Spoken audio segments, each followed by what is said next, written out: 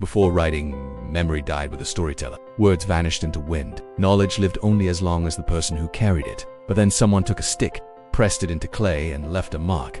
That moment changed everything. It was the birth of writing, and the first known form was cuneiform. Over 5,000 years ago in ancient Mesopotamia, a civilization nestled between the Tigris and Euphrates, humans invented a way to capture thought itself, not to write poetry, not to tell stories, but to count grain. The first words were numbers, inventory, taxes, trade. Writing wasn't born for art, it was born for control. But as marks multiplied, so did meaning. Symbols became names, names became sentences, and from simple records came something bigger: history, law, religion, empire. From wedge-shaped marks on wet clay came kingdoms, contracts, calendars, civilization itself. Cuneiform was written with a stylus, a thin metal pointer pressed into soft clay tablets, the kind of clay that you might play with as a kid, the same stuff that dries rock hard in the sun. The symbols weren't pictures, they were signs. Not an eye looking like this, but a sign that meant eye. Harder to understand, harder to fake, but once learned, it could last forever. There are thousands of cuneiform tablets scattered in museums around the world. Letters from kings, receipts from merchants, myths of gods, and heroes like the Epic of Gilgamesh, the world's oldest surviving story. It's the story of a king who went in search of immortality. He journeyed to the ends of the earth, fought monsters, made pacts with gods. Some parts are missing, but enough remains to make out the tale. To hear the echoes of voices from 1800 BC. That's how we know his name, Gilgamesh, and the name of his friend Enki, and of Humbaba, the monster with 7 gates, the guardian of the cedar forest. They sound like names from history class, except they come from the world's oldest surviving story. And all these voices, all this history, what?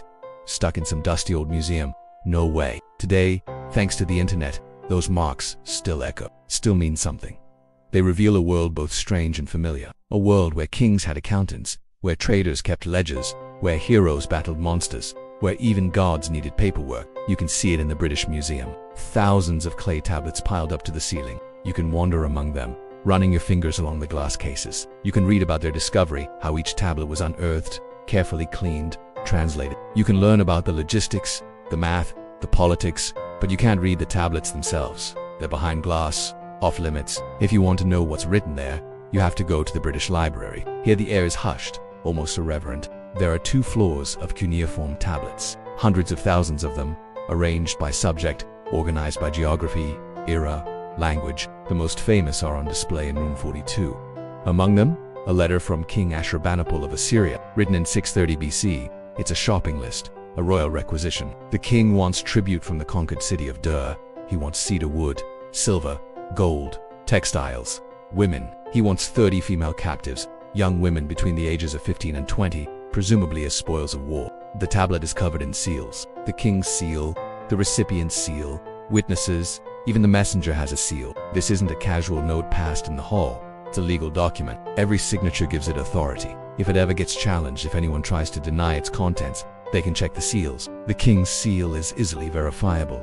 His is the ultimate authority. Even after 2,800 years, you can feel the power radiating from that tablet. It's tangible proof of an ancient king. So important, in fact, that it was considered a treasure of world history. Imagine finding something like that buried in a box in your attic. Or maybe it's not so far. Maybe you have something like that lying around. But before we get too excited, let's talk about context. As good as it feels to hold history in your hands, it's never that simple. We're not really holding the king's shopping list, we're holding a photograph of the shopping list. The original is fragile, valuable, unique. You can't exactly walk up to it and flip through it like a magazine. Even a digital image requires careful conservation. It needs special lighting, temperature, control, security. I'm here at the British Library. I have access to more cuneiform tablets than anyone else in the world, but I still don't get to touch them. To understand cuneiform, you need permission from the British, the Board of Trustees of the British Museum. But you also need permission from the country of origin. The vast majority of cuneiform tablets come from Iraq, so you need permission from them too. And that means you'll be waiting a while.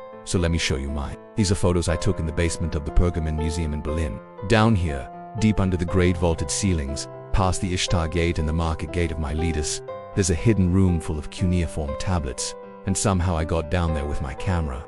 These tablets tell a different story. The story of a family in ancient Babylon. It starts with a man named Hum. In 1792 BC, he bought a house.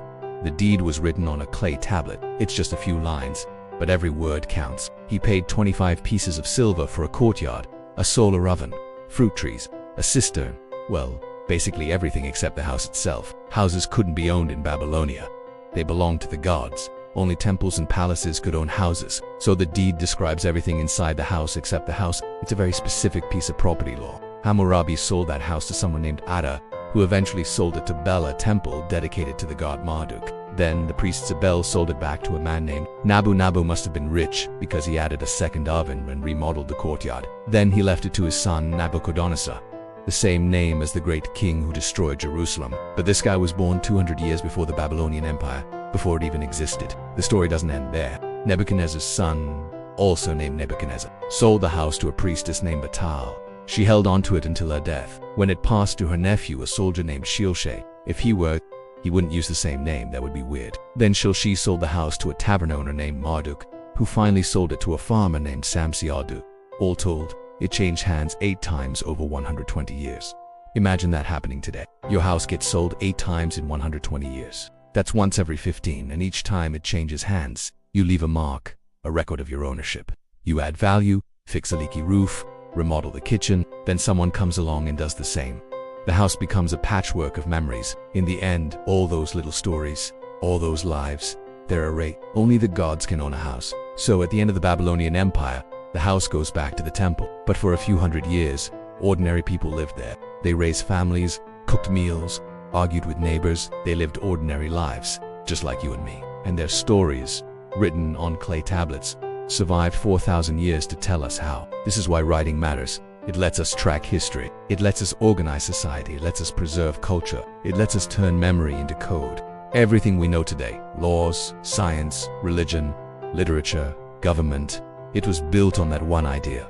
That thought can live outside the body. That meaning can be stored in matter. Clay tablets are gone now, but the ideas remain. They live on in books and newspapers, magazines and websites. They live on in tweets and texts and emails. They live on in the little black marks we make on white sheets of paper. The same basic principle, the same urge to capture meaning in matter, the same impulse that drove our ancestors 5,000 years ago to take a stick and press it into clay. That's what writing is. And it started not with paper or ink, but with clay and a stick.